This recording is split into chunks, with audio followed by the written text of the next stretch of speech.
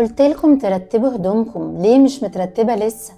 كده بعد ما اكلتوا سبتوا كل حاجة على الترابيزة، الاطباق والكوبايات، مين هيشيل وراكم؟ اللعب مرمية في كل حتة، مين اللي المفروض يشيلها؟ ايوه، في امهات تانية بتقول نفس الكلام، مش انتي بس اللي بتقوليه، وده انا كل يوم. واعرف ان في مليون ام تانية حاسة بنفس الاحساس وبتقول نفس الحاجات. بس عارفين ايه؟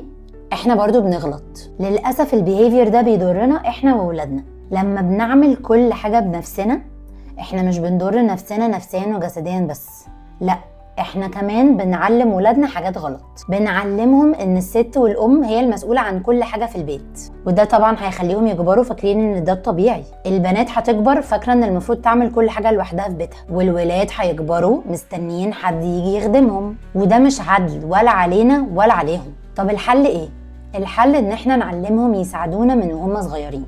مش عايزة بقى اسمع جملة لا اصل هم لسه صغيرين لسه بدري عليهم. على فكرة الطفل من وهو عنده 3 سنين يقدر يشيل الكوباية ويحطها في المطبخ بنفسه، ومن سن 5 سنين يقدر يرتب سريره ويحط هدومه اللي مش نظيفة عشان تتغسل، ومن سن 7 سنين يقدروا يساعدوا في المطبخ وينظفوا كمان ورا نفسهم. واحنا مش بنعمل كده على فكرة علشان نرتاح وخلاص، لا، احنا بنعمل كده عشان لازم نعلم ولادنا المسؤولية. ده بيعلمهم ان البيت مسؤولية العيلة كلها مش الام لوحدها. هيعلمهم يقدروا التعب اللي احنا بنتعبه، وهيخليهم اشخاص مسؤولين لما يكبروا. ابدأي من النهاردة، لما تخلصوا اكل قولي لهم يلا بينا نشيل الطباق مع بعض كلنا. لما يخلصوا لعب قولي لهم يلا نرتب اللعب مع بعض. ما تعمليش كل حاجة وراهم وتشيلي، خليهم يعملوا معاكي ويساعدوكي. صدقوني في الاخر هتشكروني، وولادكم هيشكروكوا لما يكبروا ويبقوا مسؤولين. يا امهات، احنا نستاهل الراحه والمساعده، احنا مش خدامين في بيوتنا. عايزاكم تسيبولي بقى كومنت تقولولي بتعملوا ايه مع ولادكم في الحاجات دي في البيت.